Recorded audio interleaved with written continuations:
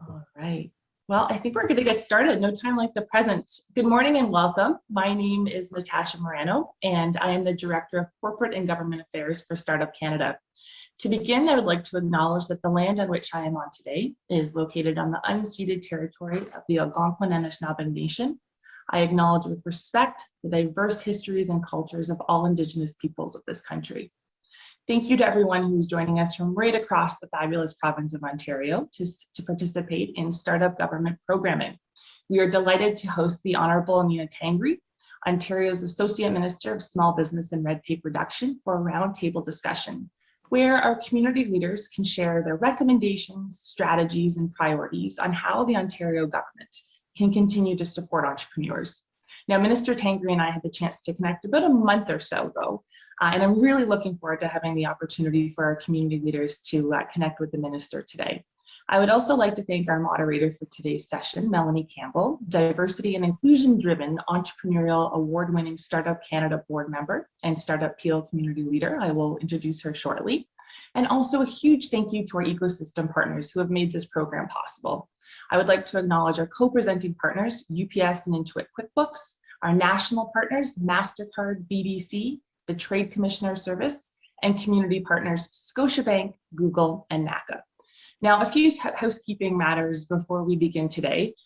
First, all community leaders joining us today will have a chance to speak, and Melanie will prompt you to share your thoughts and reflections, followed by a conversation where we'll open up the floor. So I encourage all of you to use the chat function, the hand function. We will be monitoring both to ensure that everyone has an opportunity to speak. Also, for those of you that are familiar with Zoom, if you can change your settings and enable speaker view, it'll allow for you to be able to actually see the speaker on the screen as opposed to the little square boxes on the top. So now I would like to turn the virtual screen over to the Honorable Amina Tangri, Ontario's Associate Minister of Small Business and Red Tape Reduction, who will provide just a few remarks before we officially begin. So over to you, Minister. Well, thank you very, very much, Natasha. It really is an honor to join you all today. And thank you also for organizing this event and for everything that Startup Gov does to advocate for Ontario's entrepreneurial community. Today's roundtable is a true indication of how entrepreneurs are playing a key role in Ontario's economic recovery. It will highlight the importance of providing a supportive and positive community from which entrepreneurs can learn. They can communicate and they can collaborate as we ease out of this pandemic and continue on the path of economic recovery. With great challenges come great rewards to the successful entrepreneur. It takes courage, dedication, and tenacity to make a business dream become a reality. We're going to need all hands on deck approach to realize the full economic benefits of mentoring an innovative entrepreneurial economy that will create the next generation of quality job opportunities. Our government understands the need for innovation, which is why we support the Investment Accelerator Fund managed by Mars. The fund has been extremely successful to date, and as a result has been entirely self-sufficient for the past 2 years. For every $1 invested, the IAF has leveraged more than $17 for its investee companies. This has led to more than $1.3 billion in follow-on capital and the creation of more than 4,800 jobs. The IAF is one of the most active seed funds in the province. It has a portfolio of more than 160 companies, which is about 3 times the size of a comparable private firm. Now, clearly, venture capital plays an important role in creating the next generation of jobs and driving economic growth. We know there are many steps for startups to take before they're ready for funding. That's why our government has a comprehensive network of regional innovation centers, or RICs, across the province. Early stage entrepreneurs or growing innovation and technology companies with the potential to expand and succeed on a global scale can access the resources they need to grow. This includes expert advice and mentorship, training and workshops, market intelligence, and connections to additional resources, funding, and partners. We also have a network of small business enterprise centers, or SBECs, across the province that provide early stage entrepreneurs with everything from free consultations to business plan reviews to guidance on patents, copyright, and trademarks. Ontario is home to incredibly talented people with big ideas. I know that entrepreneurs will continue to play a vital role in our economic recovery. Our government is committed to helping startups get off the ground so they can grow right here in Ontario and create jobs people can rely on. We continue to cut red tape across government to make it easier and cheaper to do business in Ontario. This province has so much potential. I can't wait to see what the future holds as we emerge from the pandemic, but we're not there yet. Our government will continue to take steps to create a more competitive environment for job creators. Our decisions will be informed by feedback from organizations like Startup Guelph that provide an entrepreneurial ecosystem to point people in the right direction, to help eliminate barriers and to champion the needs of new startups by connecting them to the partners in both the private and public sectors. So please, tell me what you want to see from our government, share your recommendations, your strategies, and your priorities. I'm eager to hear what you have to say, and I'm looking forward to a productive discussion and working with you in the future. So thank you very much. Thank you so very much, Minister, for sharing that very high-level overview of all of the programs that the Government of Canada has been working on and some of the initiatives that, of course, you have been championing since you've assumed office. And thank you so much for recognizing the important role that entrepreneurs play in economic recovery. So I look forward to unpacking some of these programs, hearing our insights from our Startup Canada community leaders from across the province. And so now let's get started. I am going to officially turn the virtual screen over to the fabulous Melanie Campbell, who will moderate today's session. Over to you, Melanie. Thank you so much, Natasha. And once again, welcome, Minister Tangri. It's a pleasure to have you join us here today. As Natasha mentioned, I am the community leader for the Region of Peel, so in your riding. And with regards to RIC centers and small business centers working with economic development associations, we've been working very closely with them. So as part of this program today and this roundtable, we're going to give each of the community members 1 to 2 minutes, Natasha, to, high level, have a discussion with you, and we can start that conversation. But I will give you some of the feedback that I've experienced from learning from the RIC Center, Mississauga Business Center, and also Brampton Entrepreneur Center. And that is really for entrepreneurs and small businesses that run their companies online. With regards, they're looking for more help because they don't have an actual, location, brick and mortar location. So that's one of the topics that we would really love to unpack with you. And hopefully we can continue that conversation. So I'm going to keep mine short so everyone's able to contribute. And Natasha, I'm going to actually move over to Mickey from Startup Guelph and give her a minute or so to, address that as well. Wonderful. Hello.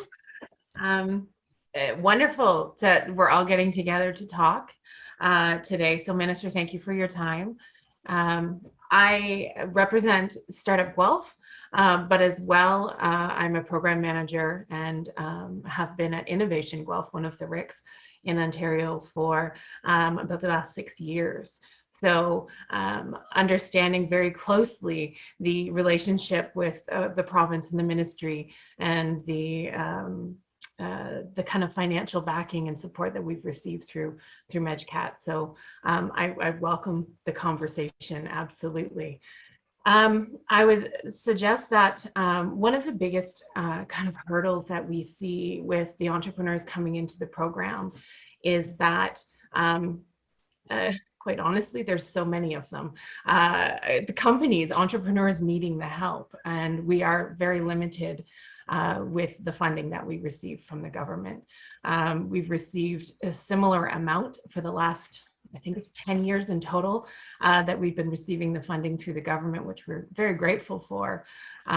But as time moves on and needs move on, one of the things that we would love to see is an increase in that support so that we can continue growing our programs and support everyone in the region that needs the help. As you've said, as other people have alluded to on these calls as well, these businesses who are coming to us are scalable and innovative and doing some really neat stuff that need to go global, that need to, get out of our local ecosystems. And we can only do that if we can attract the companies and the talent to help them. At Innovation Guelph, we have 50 to 60 industry specialists that we work with. We have attracted excellent expert help so that we can help them grow that way. And we're reaching out in the community all the time to bring in through like the Startup Guelph community, who is bigger reach than what Innovation Guelph can do as well. So, I would ask of you to take a look at the growth of the budgets and look and see if that's something that would be welcome. We look at partnerships in the ecosystem. So we work very well with our SBAC. We work very well with Startup Canada. But I think these partnerships are the encouragement of creating more partnerships and working together to better support is a wonderful thing to do. And also, there's been a lot of talk about IP. So patents, keeping them in Ontario, keeping them in Canada, what kind of support? That's been a big obstacle for a lot of these companies is they've got some really great ideas. I have one gentleman who has manufactured this life-saving device that can be used in all municipalities across Canada, of course, across the world. And his door is getting knocked on from China and from the United States to buy it from him because he can't afford to patent it. So that's an issue that I think if there's something that you could take a look at and help in that regard as well, that would be welcome. But I've kind of talked a lot. Minister, do you have any idea as going forward, what kind of plans or thoughts you have on any of these things? No, well, I appreciate it. Thank you, Mickey, for bringing some of that to my attention. And we've heard that, as far as past funding, there's been very little change and movement. Some funding in some areas have ended. So we want to make sure, especially as far as our entrepreneurs go, we have, you're right, we have these amazing creative ideas, life-changing, life-saving, life-altering, and globally they can have such a significant impact. The one thing we've done so much in the past is we've lost that IP, we've lost that idea to other jurisdictions, something that the Premier and myself and our government wants to retain right here in Ontario, because it's ours and we should be able to scale it up here. One thing we've certainly learned throughout the pandemic is that you can't depend on other jurisdictions as much as we have globally in the past.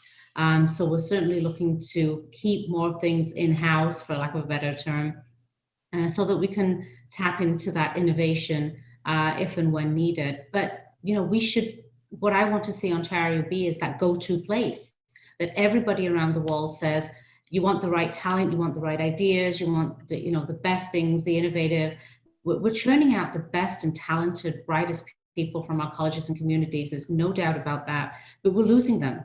We're losing them to, California, we're losing them to other jurisdictions, and we shouldn't be. So there's a lot that we're doing with working with our colleges and universities to try and keep that talent here, but more so with the IP. I think it's critical that we, especially where government funding has been involved, to find a way to make sure that IP, that we have a stake in it. If we've helped that IP grow and get to a certain level and we've patented in that product, we should have a stake in that collectively in Ontario. And that's only one way of keeping it here. But getting that seed investment, getting that angel investment and that scaling up, but having the locations and the facilities available for them to scale up as well. I think that's where we've had those physical locations have not been available to them. Something that we've been working on, we have what we call our high employment zones, but our industrial zones, we're calling them the PZs. They're specifically going to be used only for industrial use or commercial use, where a developer cannot come in and suddenly turn it into, housing, even though we understand we need housing, but we want to make sure that we have those zones available. We have so many foreign companies that want to come and set up here, but we have complaints from if there's a development built where there's housing, perhaps that industrial use has loud noises, there may be smells coming out of it, so we lose that. We completely lose those businesses because they say, well, we don't feel very welcome here. The neighbors don't want us around. We lose it. We have in the past, and we're still on the verge of losing others. So I think it's not just one answer. Sorry, I apologize. I've gone on a lot. Yeah. No, it's wonderful to hear. Thank you so much. Yeah, that's great. Thank you, Minister. Yeah. Thank you. Yep. And so I'm actually going to move along. Minister, we're going to try and recruit conversation after. I'm trying to give all the community members an opportunity to speak for about a minute. So we're going to move along to Rye Barberstock. And Rye, I don't want to butcher the community name, so I'm going to have you introduce your community. Are you on mute? No. Oh, there you are. Okay, perfect. Thank you so much. Sego, Sewakwego, everyone. It's startup Kinteke. Kinteke. Okay, thank you so much. Yeah, it means by the bay in Haudenosaunee. Okay. Yeah. So it's really good to see everybody. Even it's a little bit cloudy out, but that's good. It's good. So one of the big things that I'm observing in our First Nation communities is the lack of early stage and entrepreneurial startup training, programming, things of that nature. There's been a lot of emphasis on larger scale corporations in First Nation communities. However, there's been a blind eye in regards to funding and program development associated to, again, the early stage or even the entrepreneurial awareness in community. My partner and I do a lot of work in First Nations across Ontario and into Quebec. And that's one of the key focuses is how do we actually establish an entrepreneurial ecosystem within the First Nation? And all First Nations, there is a huge number of entrepreneurs. They just need that support. And that's one of the things that Startup Kintege is actually focusing on is ways to develop programs and services by co-designing and co-developing with these First Nations on how to improve the quality and conditions for the advancement of small business and community.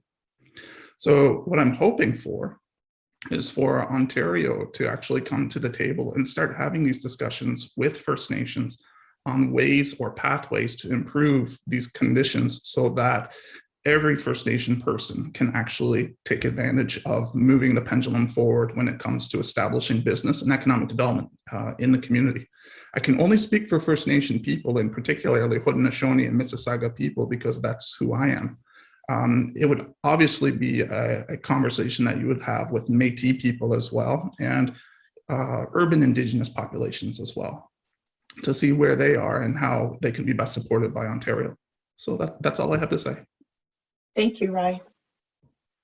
Thank you so much. I'm actually going to, so as I mentioned before, I'm going to give each community leader a minute to speak, and then we'll circle back with you, Minister Tangri, so we can join into a more fulsome conversation. Zahra, I'm not sure if you are on or not. Is she here? Let's check. Hi, can you hear me? Yes, I can. Thank you. Okay, perfect. Sorry, I'm out of town, so my internet has not been very good. So I represent Startup Social Enterprise, and I first joined Startup Canada in April. It's been an awesome community to be a part of, to have opportunities like this. Let me just see if this works.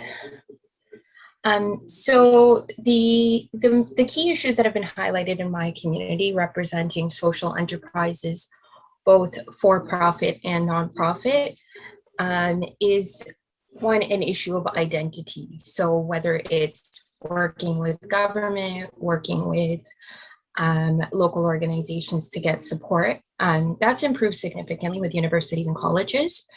But identifying as social enterprises and getting customers, getting community engagement, and getting a seat at the table locally for the impact that they want to make.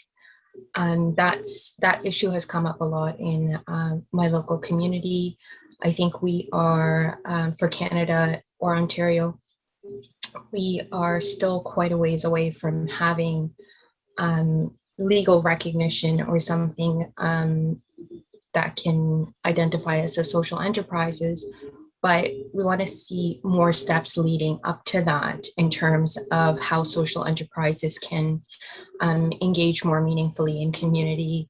Many of them want to really focus on having revenues, having sales, and having a piece in community engagement as social enterprises aim to do. But it's very challenging to get a seat at the table and to get customers that are specifically interested in that. It would be helpful to be able to get some recognition, some more universal way of sharing, here's the impact we're making, and helping them along with some support in terms of research and development. Social research and development for exploring problems is a really big issue, and that's something that's very hard to find support for, whether financial or community engagement or marketing support. It's a challenge to compete with for-profit organizations without having the right differentiation as social enterprises, basically. That's a summary from my side for the key issues for social enterprises. Thank you so much, Zahra. And the next community member that I'd like to introduce is Jennifer from Startup Grey Bruce. Thanks, Melanie. You're welcome. I apologize. I don't believe my camera is working today, so I'm the leader of Startup Grey Bruce. We are a brand new member of the Startup Canada Network, and actually a fairly new entrepreneurship ecosystem as well. So we were formed about 2 years ago by entrepreneurs in the Owen Sound and Grey Bruce area to be able to create a community for entrepreneurs to connect locally and receive mentorship from local entrepreneurs to be able to grow their business here. So Grey Bruce is predominantly we are a rural area. And so we actually have a partnership with Innovation Guelph as well, which is exciting because we fall into their catchment area as a RIC. But one of the reasons we were founded and what we've heard a lot from our entrepreneur community is also what kind of Mickey touched on. There's a lot of entrepreneurs looking for support and connection, and they need to be able to connect with people and have somebody that they can actually talk to. Obviously, face to face is what's great if that's possible. Through the pandemic, we've held a lot of virtual sessions for entrepreneurs to be able to connect with mentors and one another. So I guess my ask, similar to Mickey's, is we work very closely with our local small business centers, and they've just been, we've all been inundated with entrepreneurs looking for support, particularly through the pandemic, of course, and the value in having a person you can talk to is so key. So, I know the SBEC agreements are being negotiated again for renewal right now. And so again, I just want to emphasize both the quality of the connection is as important as the quantity. So, when we're measuring the impact of support that we're having, yes, numbers are important, but also being able to, give that entrepreneur the proper amount of time to be able to understand their issue and be able to, direct them to the resources. Because we're a rural community, we're 2 hours roughly from from the other communities, Barrie, Guelph, London. We sometimes don't have the supports in our community that the other centers might. So, as an example, our BDC reps, they're in Stratford. So again, communities like ours are really important because they actually give a face and a person that someone can speak with. And the other plug I have to mention, because for 8 years I've led a network for women working in agriculture, is the importance of accessible childcare for rural entrepreneurs and women entrepreneurs. So I know that that is also being looked at right now, and that would be a huge win for the entrepreneurs in our communities to be able to have more accessible and affordable childcare available to them. So thank you for the time. Thank you, Jennifer, sorry. Jen. So I'll move along to the leader for the Canadian Small Business Women. Dwana, I'm not sure if you are on. I saw you earlier. I am. You are, okay, fantastic. I'll give you your minute to speak and then we can loop back again. Thank you so much, Melanie. You're welcome. So I'm Dwania, and our organization is pretty new to the startup community. And I think this year is our first year, and it's been really a wealth of resources for us. I am going to take that minute. I'm timing myself. The issue that's big to us as a community is supply chain. Right now, we find that a lot of our community, we don't have that buying power to be able to get some of the basic things that we would need for our businesses. It's not like we can form a conglomerate and, let's say, buy all the wax that we might need for all the candle making businesses. Those are the examples that I have. And lead times are getting longer and longer for a common piece that you might need for your business that would normally take 2 weeks as a turnaround can now be 2 months.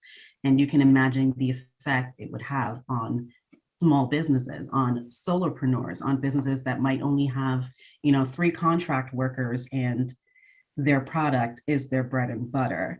So that's really our biggest issue right now, trying to navigate the world of supply chain. And we do know that the government is doing a lot to try to protect it and to try to make sure that things are falling into place, but it's been a struggle for us here, people in my community at least.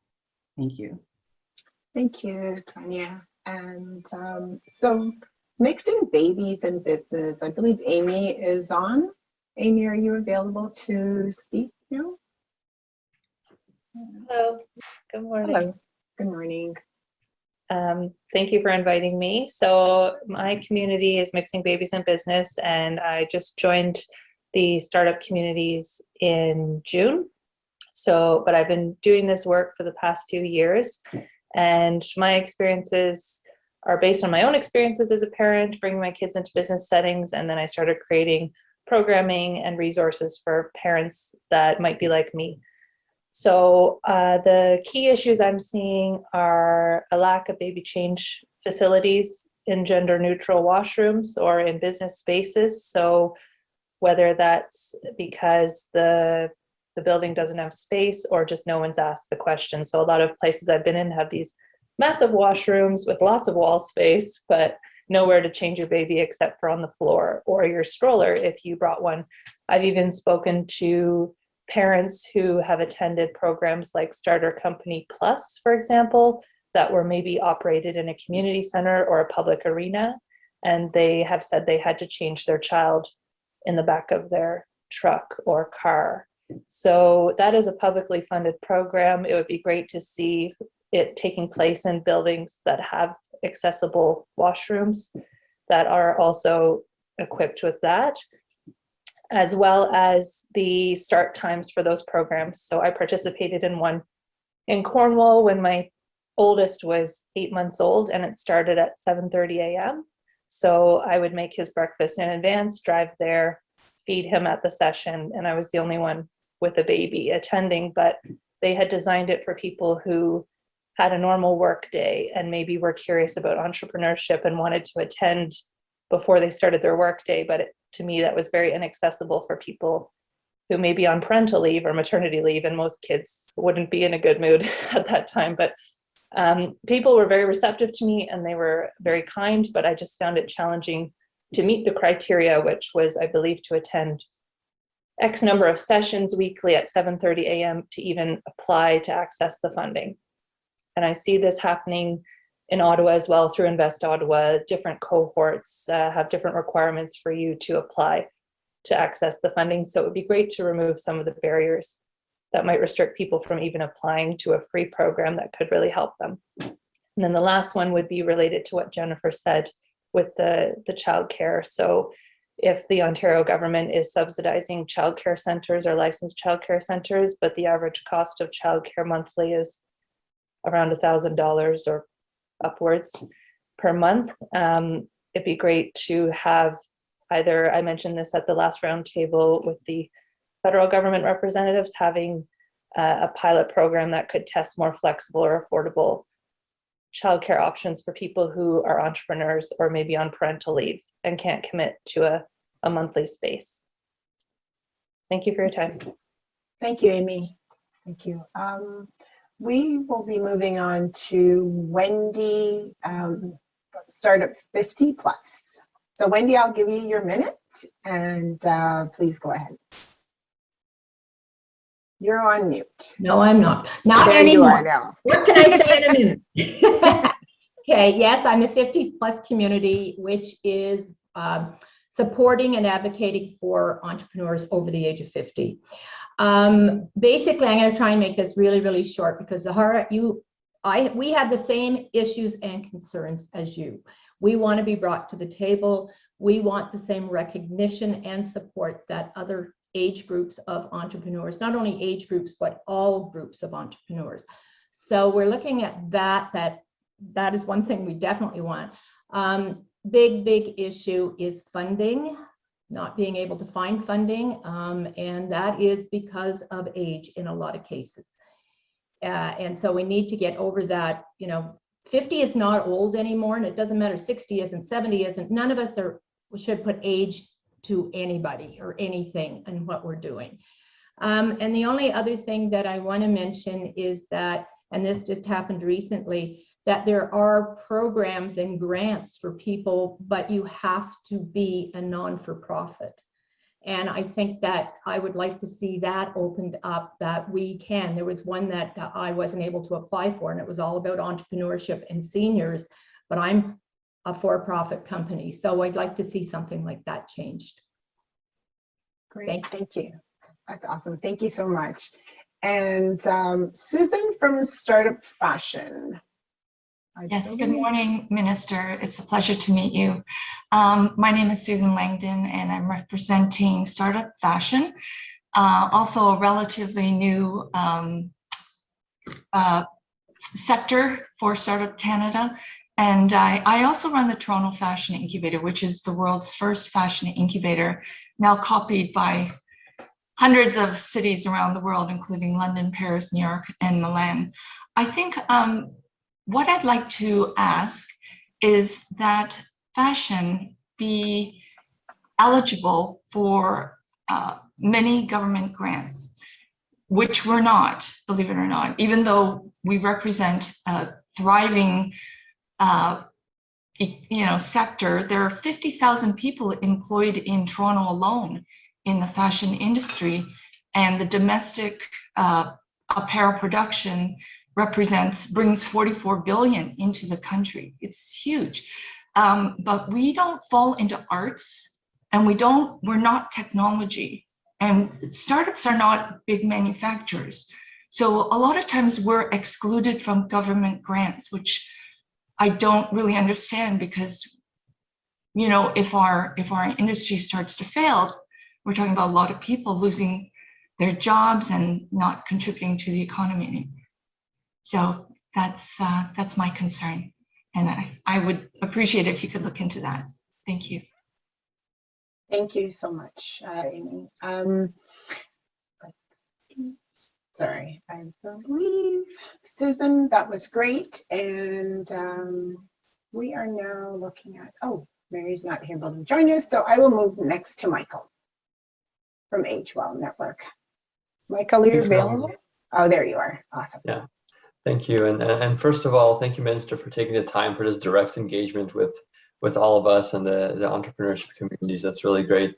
For myself, I'm from AgeWell. We are Canada's Technology and Aging Network. So we support startups across Ontario and Canada that are developing solutions that benefit older Canadians and caregivers. So through our programs and funding, really we're looking to make sure that there's technologies developed that can support the quality of life and care for seniors, while also helping our startups and SMEs grow into leaders in the space. And we work with our partners in technology, senior living, and home healthcare to do that.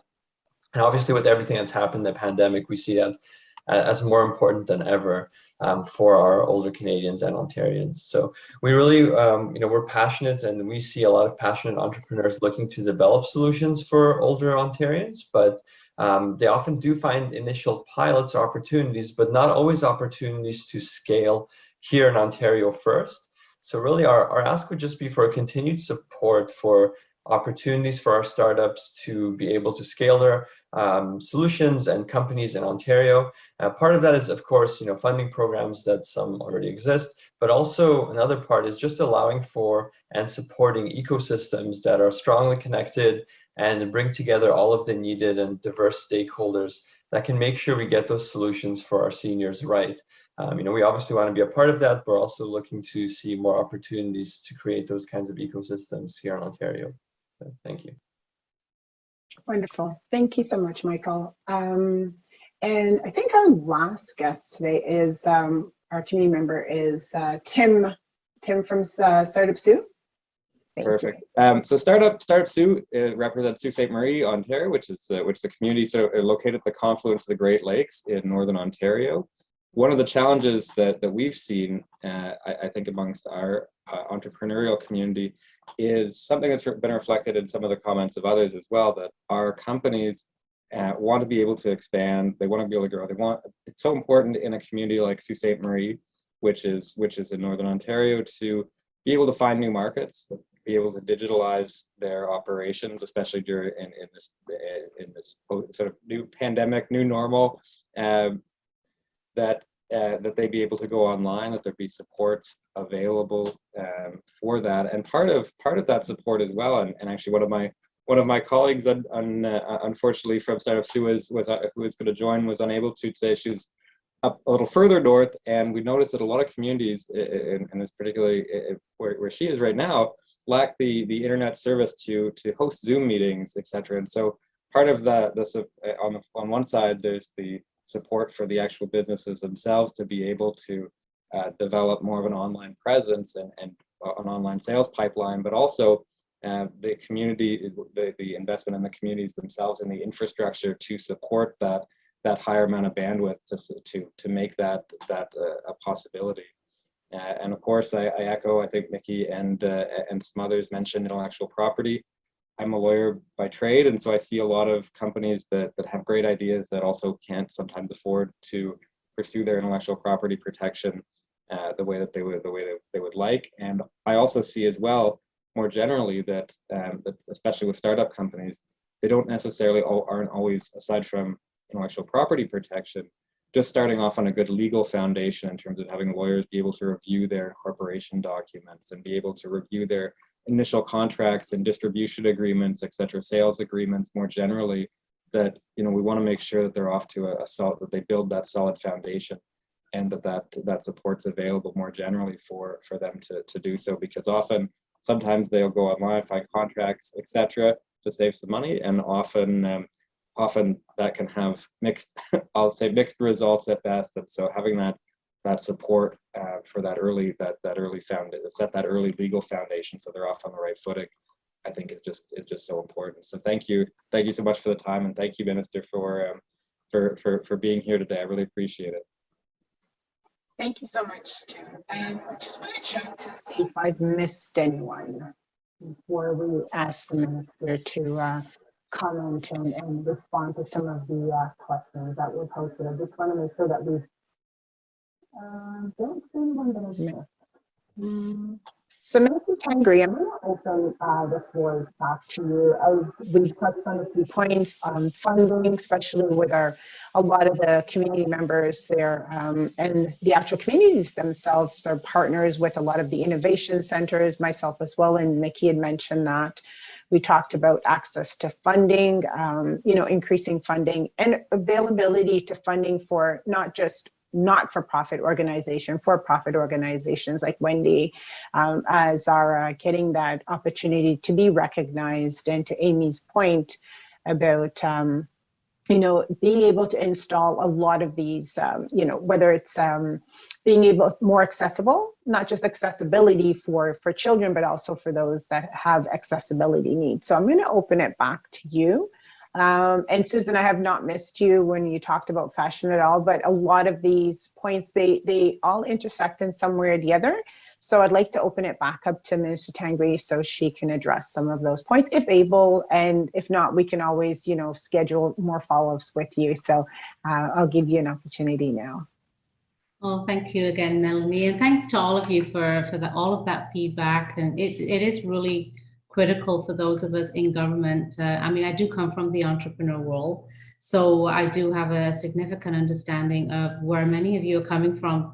Having said that, I'm not in either your geographical locations. I'm right here in Mississauga in the GTA, so it's very different. We talk about having bricks and mortars, but broadband alone, as we've seen throughout the pandemic, has been a significant issue.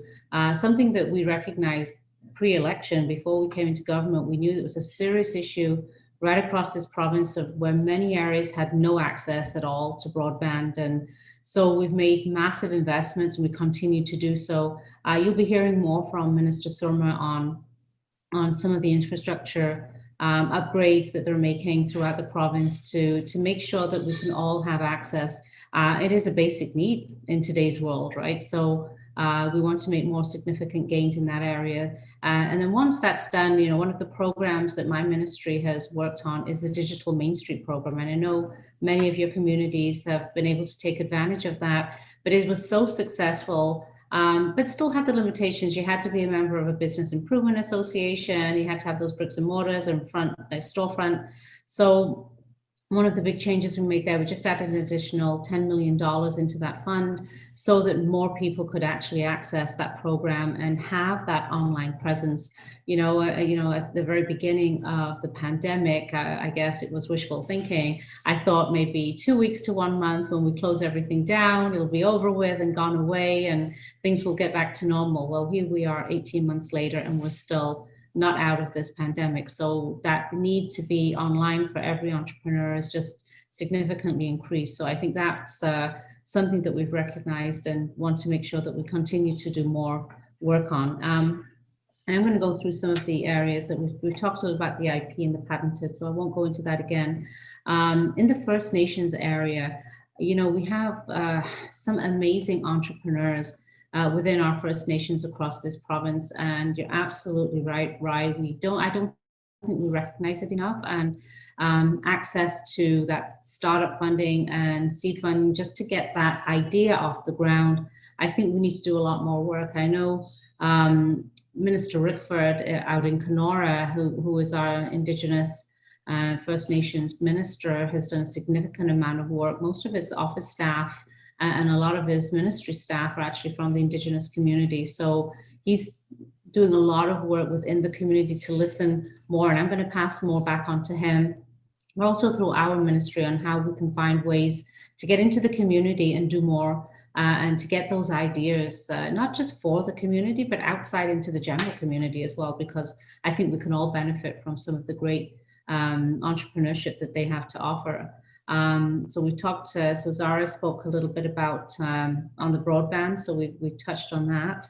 And that recognition, I think it's critical. Recognition for whether you're not for profit or for profit, it's critical. And understanding that whether it's an initial idea or it's something that you've taken off the ground and taken it to that next level, to make sure that we have the ability to help you scale it up even further.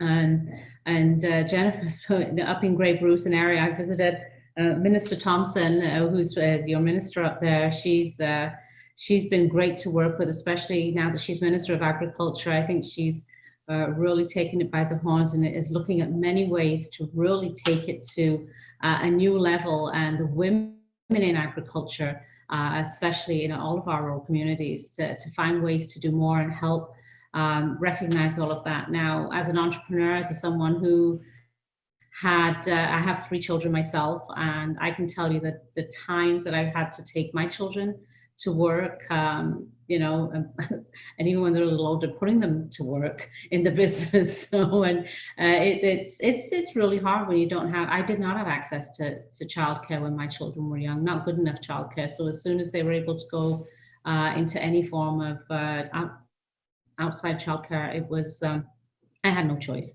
It was run my business or close my business down and stay home with my children, which really wasn't an option for me. So, you know, better childcare is something we've got to strive to do more on. You know, I've been talking to a lot of developers in the commercial areas, you know, whether it's downtown, whether it's Mississauga or elsewhere, that they need to look at putting in daycare centers or childcare centers of some kind in many of those buildings, maybe not in every one, but maybe as a community together. We can look at downtown Toronto, for example, the number of people that have to travel downtown or live downtown that need access to childcare so that they can go to work. Why don't we have more of these buildings that have childcare within the building where you work? So if you're still breastfeeding your child, you can go and nurse your child in between while you're working. You can go visit, you know, be there at a moment's notice if needed, just to be able to be close to your children as well while you're during your workday. I think is a great way to be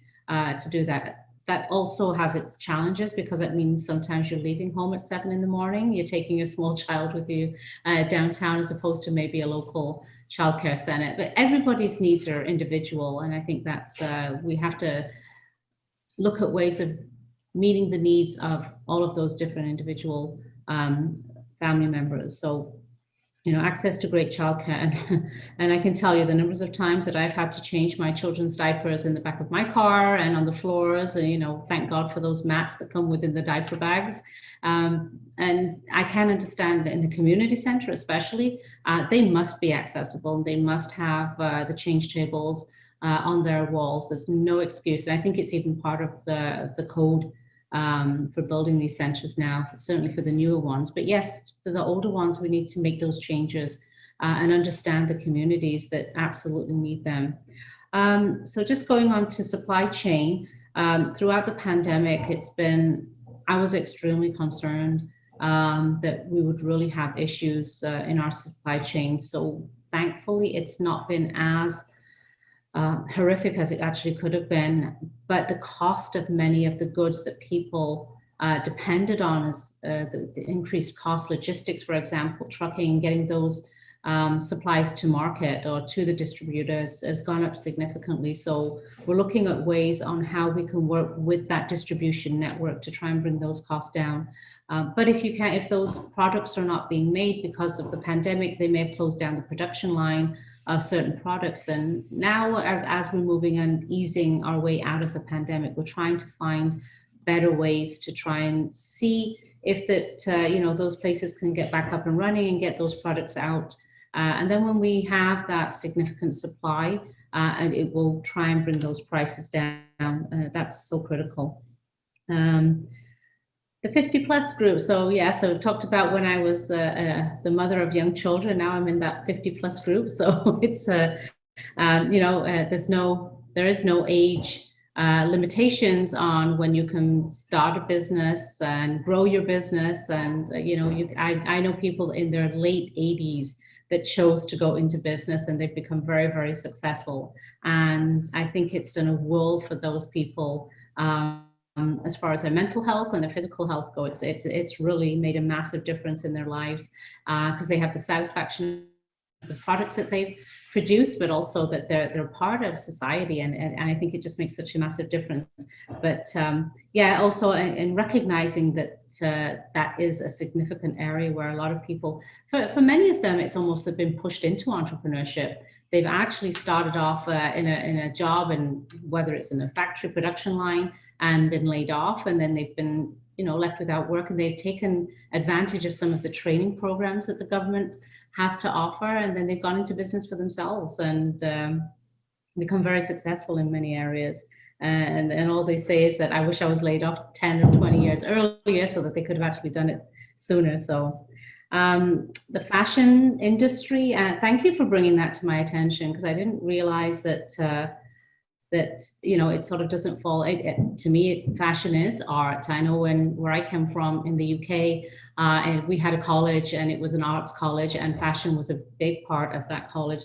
So I think we need to make sure that it is categorized and recognized for what it is, and to make sure that access to that funding is available for all of that. And then in areas like the Sioux, where they have significant challenges, many of our rural communities, and I know when I first visited Grey Bruce a few years ago to attend the plowing match, and driving from Mississauga up to there, I noticed that there were many areas in small towns that were ghost towns. They'd been boarded up.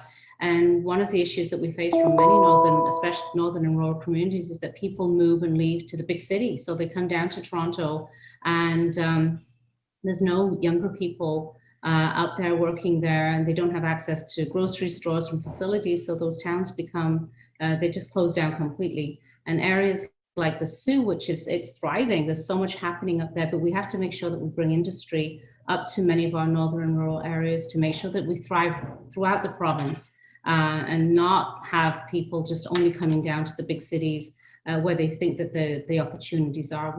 We truly believe that there's all of the areas in Ontario have so much to offer, and we want to make sure that they all thrive.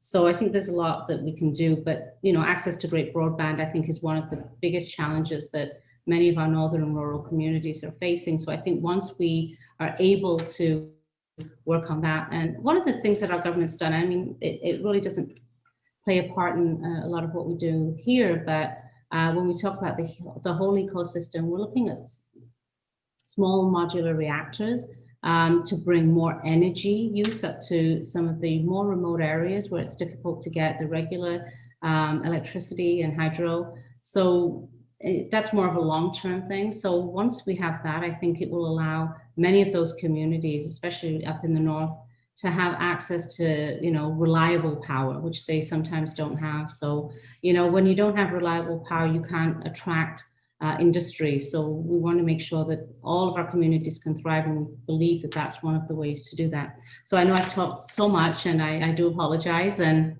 there are many accesses to different kinds of funding. I've spoken a little bit about Digital Main Street. I want to thank many of the communities that participated in our Ontario Together Fund.